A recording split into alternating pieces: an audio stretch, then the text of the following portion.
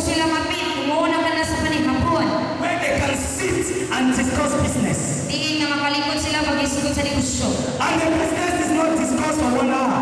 O ang ilang negosyo dili pa-isgutan sa usa na oras. You know, just like in America, or maybe those people who eat very well, they eat, their dinner is about 5 different dishes. Gani dito sa Amerika, ang ilang panihapon, 5 na siya ka mga pagkaon.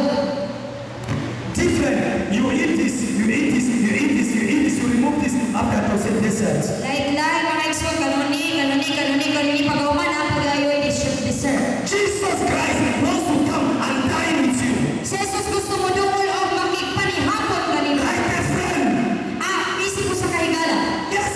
Tinuod, So that you can have communion and fellowship. ang gay mga baton, gay kang pakikakit, diha kanila. Sometimes Jesus Christ doesn't want to break and fast. Dili gusto si Jesus mga isuon nga muhunong o bulakaw. He doesn't want to launch. Dili siya gusto nga mulabaya. He wants to dine. Gusto siya nga magapagpili. Amen. Amen. Jesus Christ wants to dine with someone here today. Si Ginoong Jesus gusto siya If you are magpili. jobless, can I hear you shout amen? Kung ikaw ba rin, pwede ka may sige na amen. Hallelujah.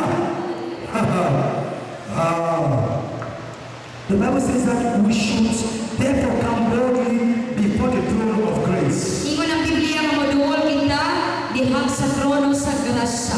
And for you, what does it mean to come before the throne of grace? O kanimo, unsa may pagpasakutan ni pagtuon sa trono sa grasya sa Dios? Because it is in that throne of grace that you obtain mercy.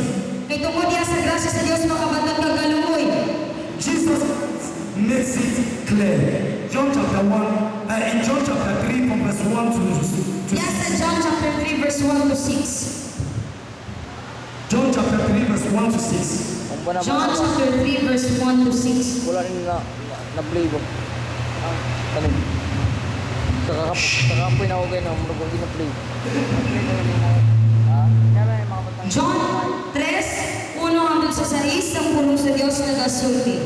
May usa ka pangulo sa mga Hudyo maging anak ni Nicodemo, nga usa ka sakop sa bundok sa mga Pariseo.